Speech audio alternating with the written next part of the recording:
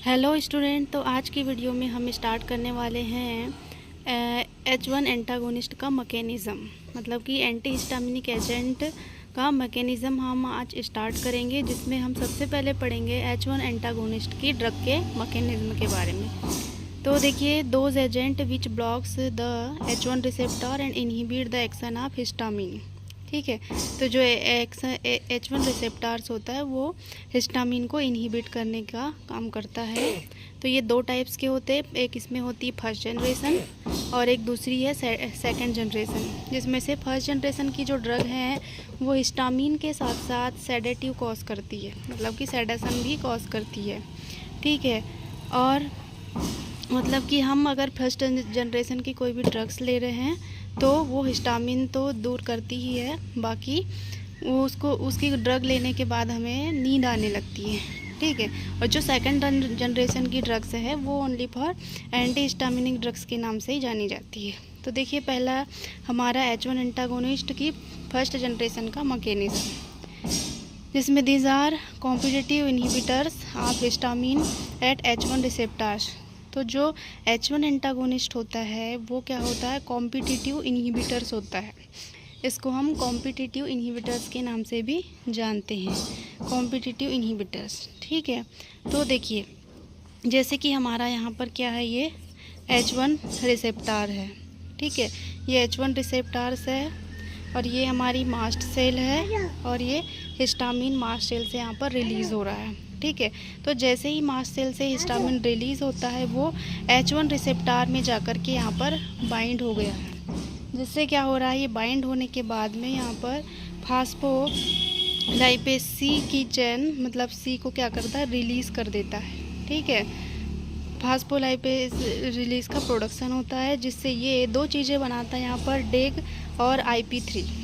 ठीक है, तो जिसमें से जो IP3 है वो क्या करता है, हमारी बॉडी में कैल्शियम आयन या कैल्शियम के आयन को कैल्शियम आयन को इंक्रीज़ कर देता है। ठीक है, मतलब कैल्शियम चैनल को ओपन कर देता है, वहाँ पर कैल्शियम की मात्रा क्या हो जाती है, बढ़ जाती है, और वो अपने फिर जो उसके काम है वो करने लगता है। ठीक है, और जो डेग है वो क्या कर देता है, प्रोटीन काइनेज को एक्टिवेट कर देता है, जिससे ये प्रोटीन काइनेज भी क्या करता है, बहुत सारे कैल्शियम को वहाँ पर इंक्रीज़ कर देता है, जिससे इनके जो भी काम होते, वर्क होते, वो हमारी बॉडी में एक्शन शो करने लगते हैं।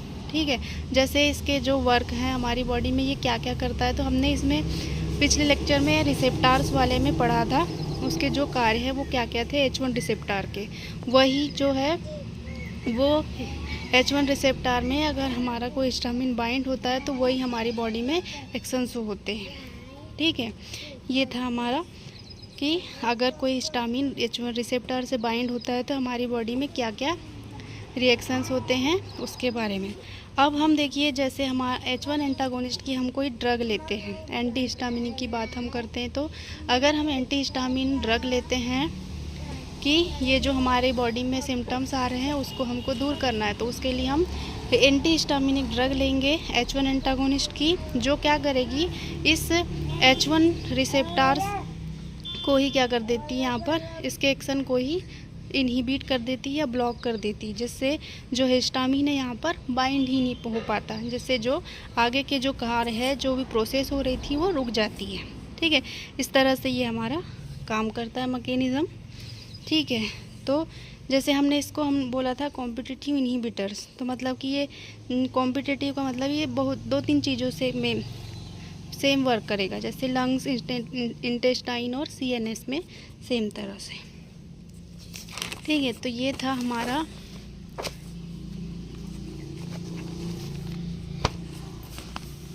H1 एंटागोनिस्ट का मैकेनिज़्म। तो ये देखिए, हमारे पास ये भी दिया है, H1 एंटागोनिस्ट की जो फर्स्ट जनरेशन की ड्रग है वो सेडेशन कॉज करती है। ठीक है, और ये आल्सो ड्यू टू देयर लाइपोफिलिसिटी, तो ये लाइपोफिलिक नेचर की भी होती है। अब इसके जो कार्य हैं, देखिए, relaxation of smooth muscle, bronchodilation, decrease vascular permeability, pain, pruritus, headache, hypotension को डिक्रीज कर देती है ये। ठीक है। मतलब कि जैसे ही अगर हमारी बॉडी में ये जो रिसेप्टार्स है ये बाइंड हो रहा था, तो ये हमारी बॉडी में पेन कॉज करेगा, प्रूरिटस का कॉज कर देता है, हेडेक होता है।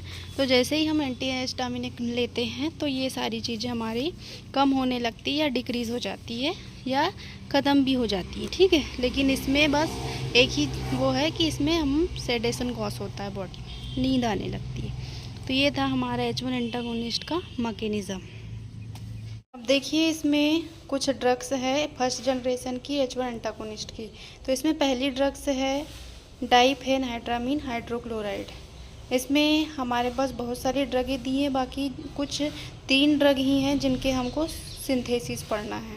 तो देखिए जिसमें से डाइफेनहाइड्रामीन है, सेकेंड ड्रग है जिसमें सिंथेसिस है ट्राइप्रोलिडीन हाइड्रोक्लोराइड, और तीसरी है प्रोमेथाजिन हाइड्रोक्लोराइड।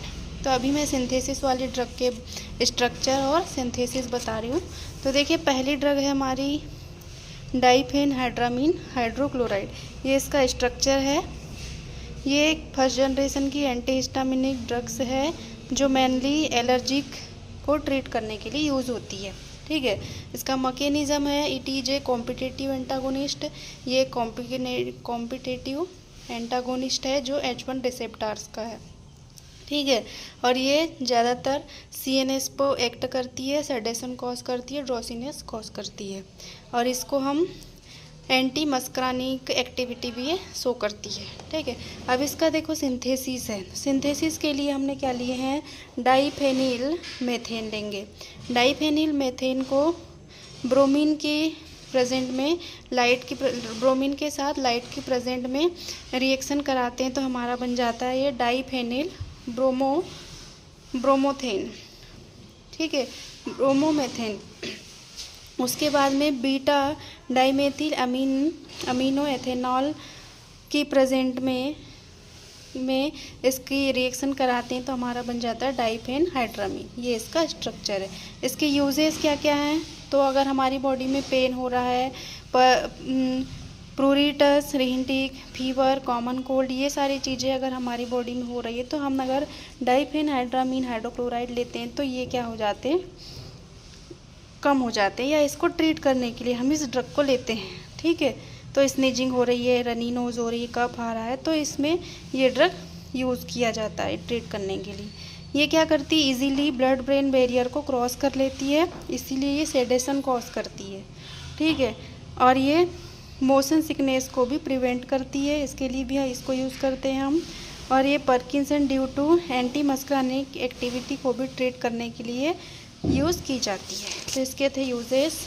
अब हमारी अगली ड्रग आती है ट्राइप्रोलिडीन हाइड्रोक्लोराइड। ये इसका स्ट्रक्चर है। ये भी एक फर्स्ट जनरेशन की H1 एंटागोनिस्ट की ड्रग है जिसका मैकेनिज़्म है, ये H1 रिसेप्टर में बाइंड होकर के क्या करती है, रिसेप्टर को बाइंड कर देती है, जिससे हिस्टामिन का एक्शन रुक जाता है। ठीक है। उसके बाद इसके यूजेस है, ये हिस्टामिन्स को कंट्रोल करती है। ठीक है। हिस्टामिन के जो भी हमारे सिम्टम्स होते हैं उसको कंट्रोल करने का काम करती है। और ये other cold drug provide relief in common cold में भी इसका यूज़ किया जाता है। अब देखिए इसका सिंथेसिस। हमको इसके सिंथेसिस के लिए क्या करना है, हम लेंगे 4 मेथिल एसीटोफिनोन। ठीक है। एसीटोफिनोन की हम फार्मेल्डिहाइड और पायरोलिडीन की के साथ में इसकी मेनिस रिएक्शन कराते हैं तो क्या बनता है हमारा 4 मेथिल 3 पायरोलिडीन प्रोपियोफेनोइक। ठीक। उसके बाद में हम 2 ब्रोमोपायरिडीन की प्रेजेंट में रिएक्शन कराएंगे तो ये बनेगा। उसके बाद इसका डिहाइड्रेशन कराएंगे तो हमारा ट्राइप्रोलिडीन बन जाता है। ठीक है। ये इसका स्ट्रक्चर है। अब देखिए अगली तीसरी ड्रग है प्रोमेथाजिन हाइड्रोक्लोराइड।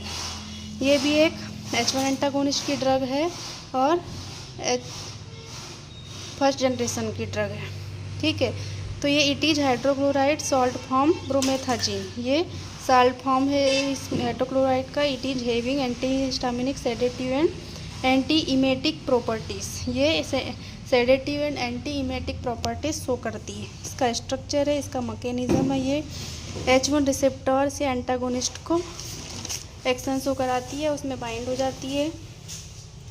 ठीक है, ये उसको इनहिबिट कर देती है। उसके बाद में हम इनहिबिट द सेंट्रल हिस्टामिनर्जिक रिसेप्टर्स को ये इनहिबिट कर देती है, जैसे कि डोपामाइन, सेरोटोनिन, इनको भी ये क्या कर देती है, इनहिबिट कर देती है। It also act as anticholinergic drug के रूप में भी उनको भी क्या करती है, उसमें भी एक्शन शो कराती है। इसका यूजेस है used as sedative for treatment of insomnia में, used for medication of allergic like rhinitis and other allergic reactions में हम इसका यूज़ करते हैं।